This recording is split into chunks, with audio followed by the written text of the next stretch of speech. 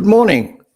This is Sarwar Kashmiri, and you are listening to Polaris Live, a program that deals with the impact of a rapidly growing China on the world politics, business, and commerce.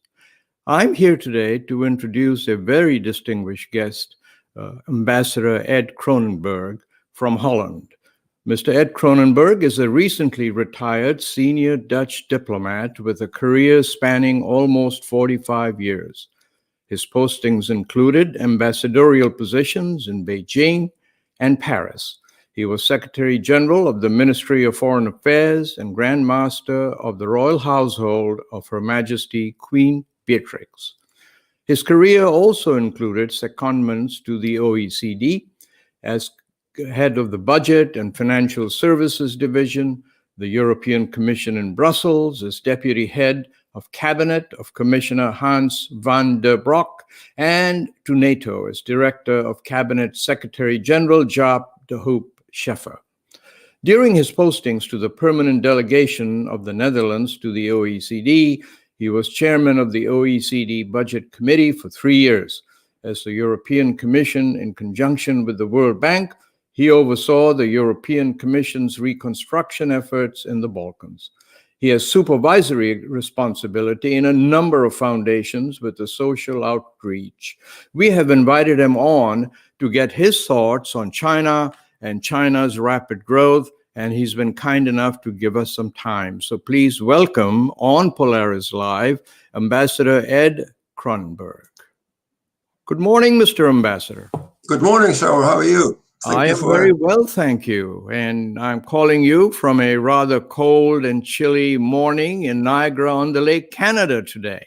And how is it where you are? It's almost exactly the same. It's beautiful weather. It's cold. It's a nice spring, or if you want, winter day in the Netherlands. Yeah. Well, listen, it's very nice of you, as I say, to give some of your time to Polaris Live. We've had an election here in America, a change in administrations, and one of the issues on top of everybody's mind is whither goes American policy to China, whither goes the transatlantic relationship rebuilding. And I thought we might just want to start by asking you. You returned from China just a year ago as the Dutch ambassador there. You're a very perceptive ambassador. You've been through so many postings. And I thought I'd just ask you what might be some of the gateways from your experience in China. What stands out in your mind, Ambassador? Well, what stands out, and I didn't have any previous experience. I've never been to China before. Neither had I been dealing with China from a policy point of view.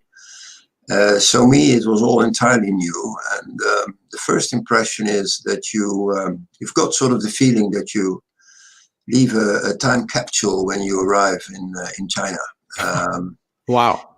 Well, it's my first sort of experience, so to speak, or my knowledge goes back a long way, 1975, 1976, when I joined the Dutch Foreign Service.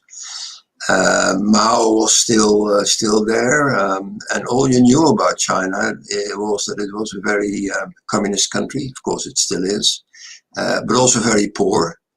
And if you arrive suddenly in 2017, you arrive in a very developed country, a country which has put a lot of effort into its economic growth, which is, also from a, let's say, industrial point of view, second to none, and which has used its huge economic wealth and economic know-how to also be on the world stage, very much visible from a political and military point of view. And of course, I mean, what I realized at that point in time was that, at least speaking for myself and from, having been working mainly on European issues, Right. is that not many people at that point in time were very much aware of what was going on in China. And that has changed in the meantime over the past couple of years. I think now everybody has woken up to the fact that China is back. Although China may claim it has never been away, but it's very much back on the world scene. Yes. And showing us that it's back. Quick question here. It was said that the Chinese always want to hide their light in a bushel, that they'd always been advised by Mao Zedong and others, to not go out and advertise their strength and greatness. Do you think that the change in Mr. Xi Jinping's tenure accounts for some of what you've just said, that people weren't aware, but now they are? Well, absolutely so. Of course, it's the famous dictum of Deng Xiaoping, bide your time and hide your strength. I think that has been applied over the past 40 years. But I think President Xi has changed all that when he came to power in some 7 years ago. And I think he sort of felt it was about time to show China's strength. And this is a remarkable difference, I feel, from, let's say, the policy which had been conducted by China up until his arrival. But if something stands out from his predecessors, it's the fact that Xi Jinping has developed a very clear foreign policy for China, which is new for China, I feel, because that's not the way they've been dealing with the foreign policy issues prior to Xi Jinping. And it's new because the world still has come to grips with the fact that China, under the leadership of Xi Jinping, is developing this foreign policy approach. So do you think, I mean, Xi Jinping obviously has, done these big initiatives, Belt and Road, which we can talk about in a moment. But what I want to tell you is the impression in America, Mr. Ambassador, that Mr. Xi Jinping has himself appointed for life, that he has a lifetime tenure now as president of China. But it is also my understanding that the Chinese Communist Party at its plenary meetings every year listens to him. And if he's not performing, if China isn't growing and moving in the direction he's promised, then his job may be at risk. But there are others who say, no, he can be president for life. You have any thoughts on that? Well, I think nobody can be president or anything for life. I mean, there's an end to life anyway, as we know. But of course, he's given himself the possibility of, let's say, yet another term when his second term is up for renewal, and that's in about 2 years from now. It remains to be seen whether he will avail himself of that possibility. Right. It's still some time away. But at the same time, although he's sort of in charge of almost everything in China, he's also in charge of dealing with all the problems. And he's well aware of that. I think for China, it has always been, but it still is very important to continue its fight against poverty. Many people have been brought out of poverty over the past decades, but it's still a very important element of Chinese policy. He still wants to achieve a middle income status for China in some time in the future. He also is responsible for economic growth, which is now being projected in the 14th five-year plan, which is discussed as we speak, which has to be approved next year. And it's not only about employment, it's not only about continuing growth in the economy, it's also guiding China into a period where they will be less dependent on exports, more on internal consumption, and having economic growth also partly driven by their domestic economy. It's very much about climate and the environment, which is also a very important element in Chinese policy, but also for the Chinese population. Right. It's about food and food security. It's also about taking care of the elderly, because China has an aging population, and the aging issue is rather more important in China than elsewhere in the world because of the one-child policy. If you look at demographic developments, China will have to take care of elderly people in millions. I think as we speak, I think a certain population, but I have to check my statistics here, is already over the age of 60, and of course that will increase as time goes on. So these are all challenges for which Xi Jinping has also sort of claimed responsibility. So very different. Sorry, please keep going. No. So he will have to deliver on all these topics. Right. And of course, China has always known sort of collective leadership. Now I think it's more into the hands of one person, although of course he's very much supported by his own ministers and by the Communist Party. But yet, I mean, he has to deliver. So this is a very different picture, Mr. Ambassador, that you're painting from a Stalinist type of leader. This is you're almost describing him, if I may use the word, as a pseudo-democratic person. I mean, not in the sense that people vote him in and out, but that he has some responsibility to a group and has to keep proving himself.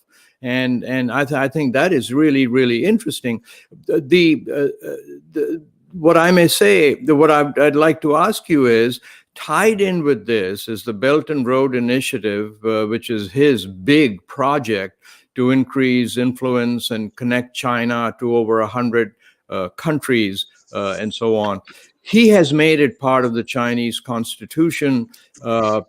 Do you think that this is an attempt by China to increase its soft power, to connect itself, increase its influence, so that over the next 2 decades or so that it connects itself commercially?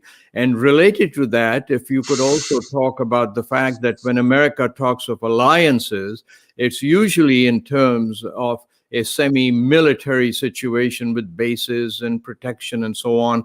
And that's not the case on China. So 2 complicated questions, but I just throw them to you. Well, I think the Belt and Road Initiative, which is already 7 years old, is very much an example of the influence that China, Xi Jinping, wants to exercise across the Belt and Road itinerary.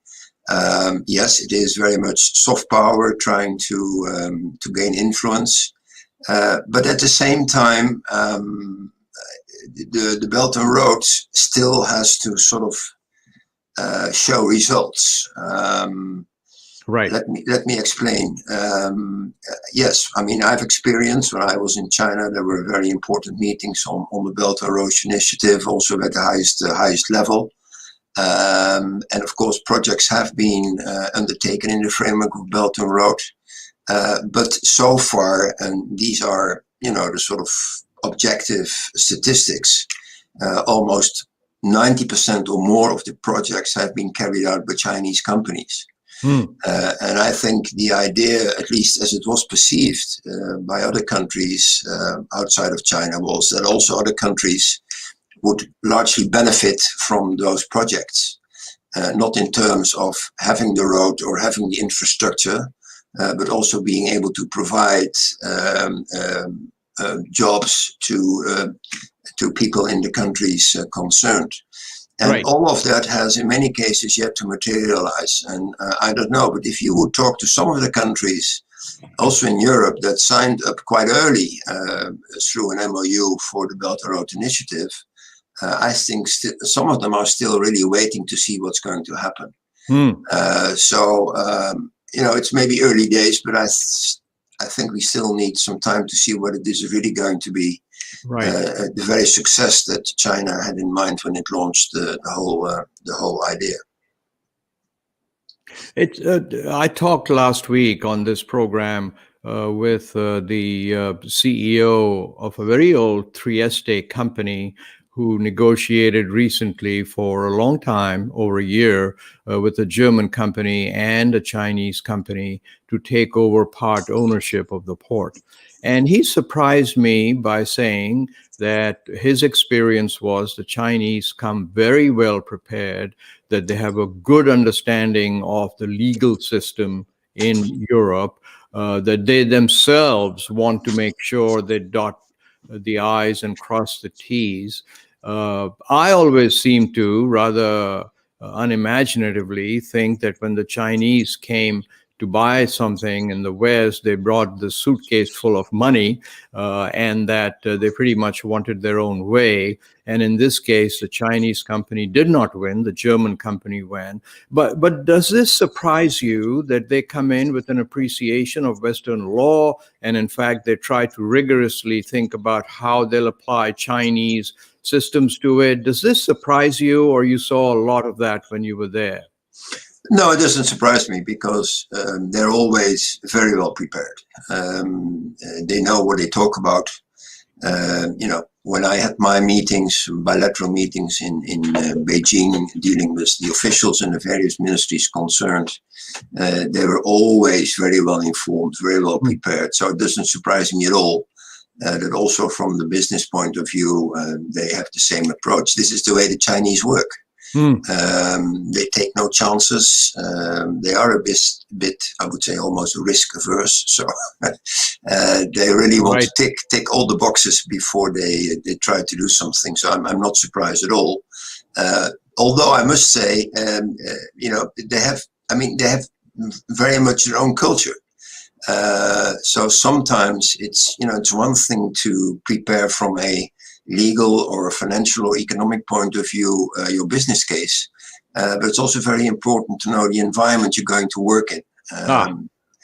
What's the background? What's the culture? What's the history? I mean, it's important for us in dealing with China, but it also applies for the Chinese dealing with countries outside of China. Sure. And I think that's something, we have to work on in dealing with China, but also the other way around. It also applies to the Chinese in dealing with other countries. So do you think that China is bent on spreading its ideology around the world, as the Soviet Union used to do? There's this big debate in American think tanks and academic circles, and I myself am questioning that. I don't know whether that is really true. I think China is more business than ideology. Can you shed some light on that? I agree with you. I think it's more on influence rather than on ideology. And I would almost say it's not very Chinese to want to spread your own ideology, because it's never been like that.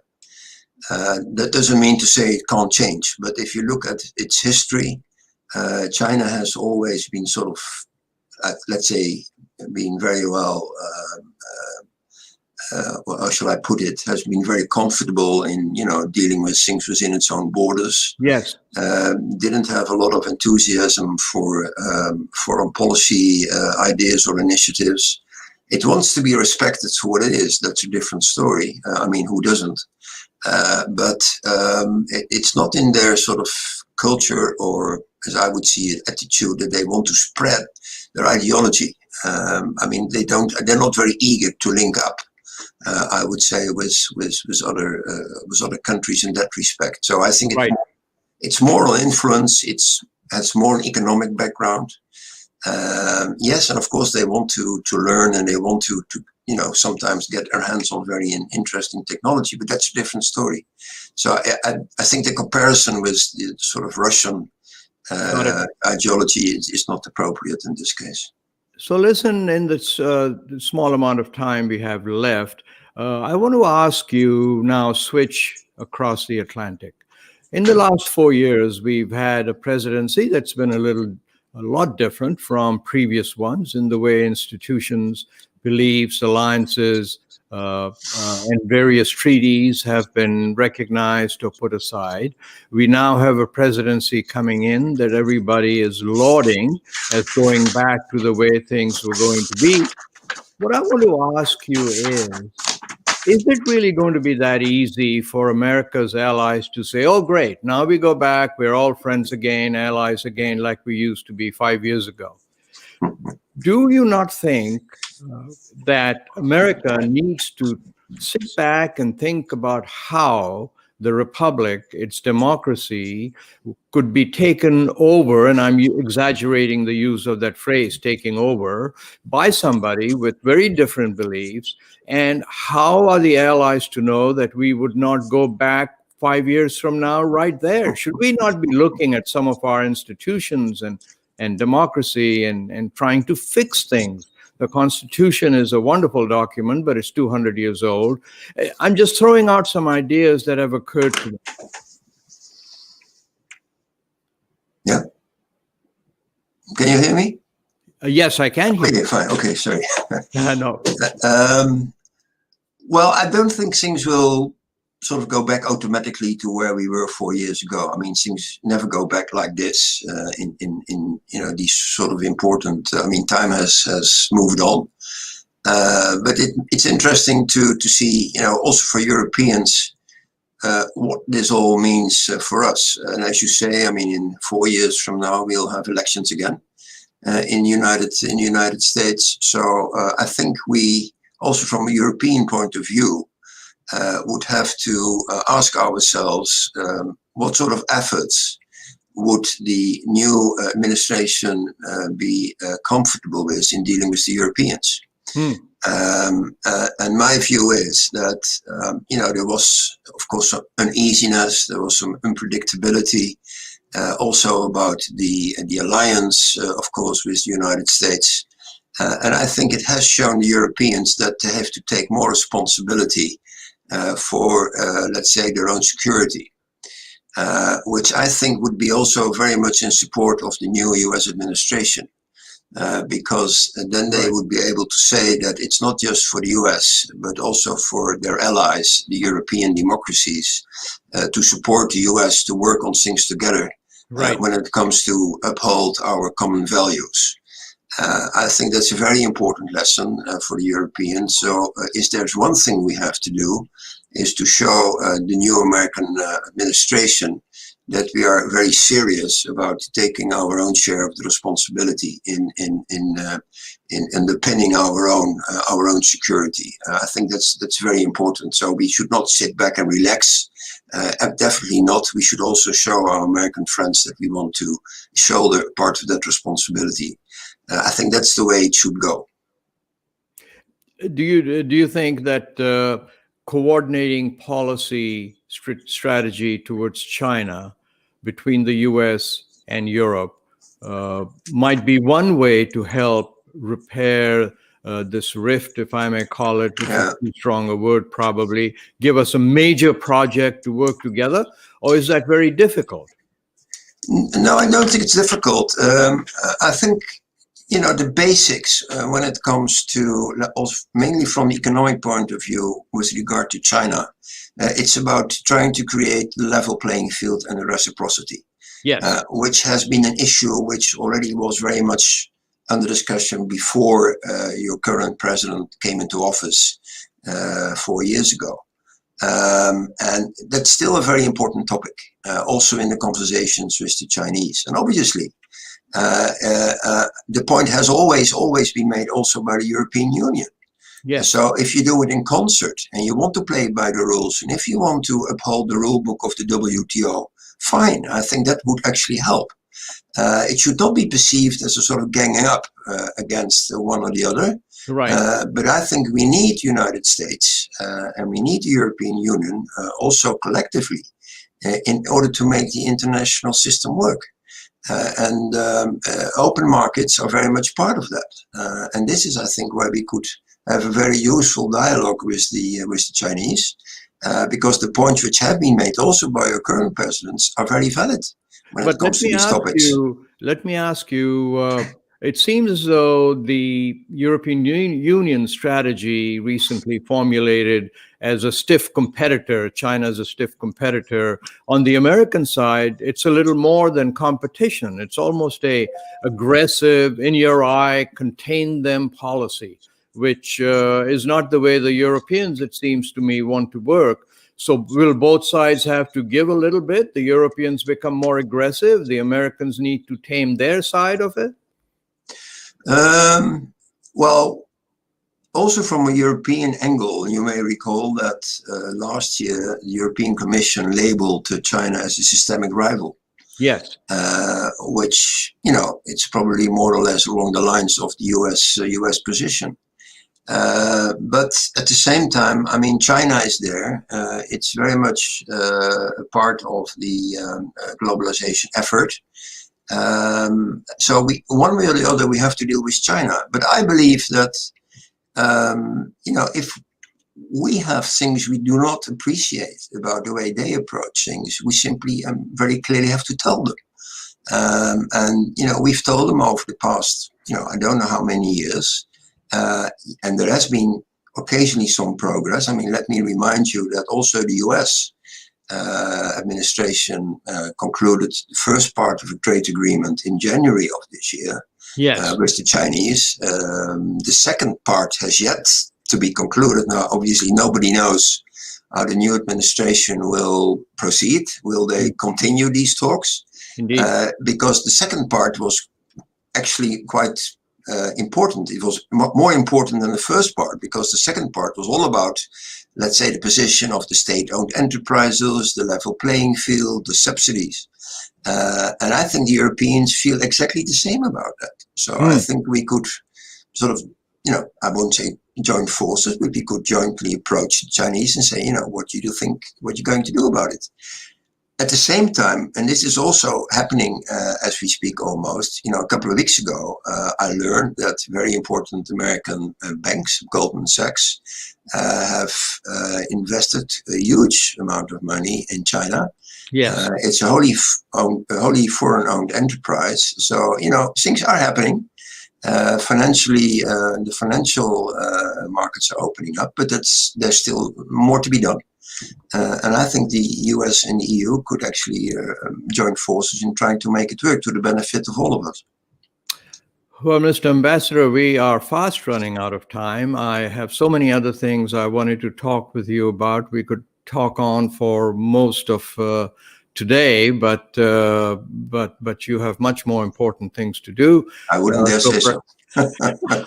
Perhaps we can have you back again in the new year after the Biden administration has found its sea legs, so to speak. And but in the meantime, let me just say what a pleasure it was to have you, your forthright conversation, and thank you for giving us part of your day. It was my pleasure. Thank you very much.